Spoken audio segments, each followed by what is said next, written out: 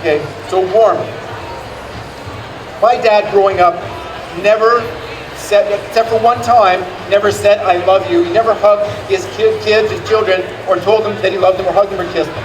That's not because he was a bad dad, just the way he was. That's how he was raised, that's how I was taught to be a man. Because the dad didn't raise him, he was raised by the Cub Scout leaders, the Scout leaders, these sort of things. So he had these different role models on how a man should be and how a father should be.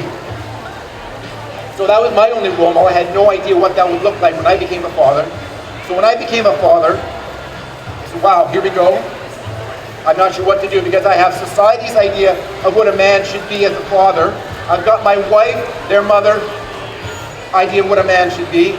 Then I've got media's idea of what I should be. And then I've got in myself, in my heart, in my soul, what I should do as a man for my children. So I was terrified. So my daughter came, and it was easy to love this little princess because she was cute, curly hair. My sister and I, when we were little, I'd always hold my sister's hand, carry her around, have her on me, things like that. So to have a little girl with me wasn't unusual, just to love her. But when my son came along, I had no idea what to do. I had no idea how I was going to love this kid because, as I said, I have society saying one thing, my wife at the time saying another, other things going on within my head. But what happened was, as Jared grew up, he took care of that love by hugging and kissing me and teaching me what love was all about. So I thank my dad for that, because he taught me not how to not love, but actually how to love in reverse. So my dad, who is 87, bless him, is still alive, and he's actually, he's a funny guy. But usually what my dad said, doesn't talk too much, but demonstrates his love through his actions. One day I was calling him, I usually called him on the way home from the clinic, excuse me, and we'd have our conversation. Remember I said he never said I love you, but this particular time I was talking to him on the phone, and 20 minutes later I said, Dad, I'm just going to the house, take care, I love you. And he says, son, I love you. Well, if I'd been still driving, I would have driven off the road, because I had never heard him say that before. So, because he said that once, I pretended I didn't hear what he said, and I said, pardon me, there was static on the line. I made him repeat it again. So actually, he's only said it twice in the time that I can remember. But the thing about that, you go through that, is how your children pick up on these different cues. When I tell my daughter, son, honey, I love you, he says, Dad, I hate you, and I love you. He's a preteen, okay? So you're getting both those things. That's the duality of life.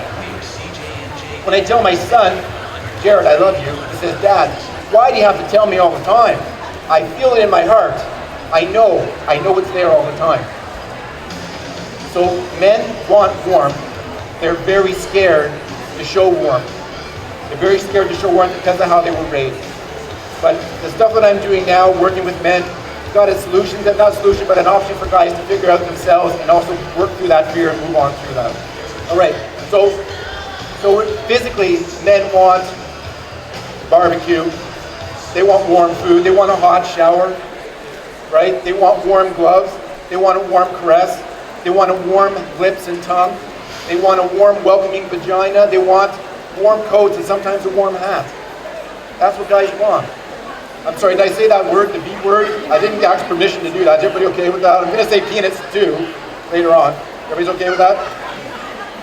No? Everybody's okay? Woo! All right. All right. So we talked about the physical needs of what men want.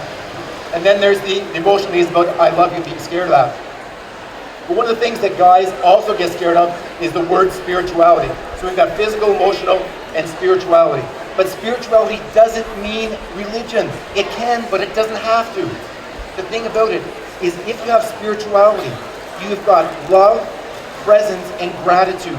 And those three things together will give you the spirituality. My brother gets up at 5:30 in the morning, goes for a canoe ride to go fishing. 5:30 in the morning. He's in his place, he's tranquil. He loves it. He loves fishing. He's present. He feels the nature around him. He sees the clear lake. He sees the mountains and the trees. He has gratitude for that experience. He's in his spiritual spot. Guys are spiritual and they don't know it, they don't recognize it, and they're scared of it. If you've got a man in your life, boyfriend, lover, whatever, who says they're not spiritual, ask them what they love to do and why they love to do it.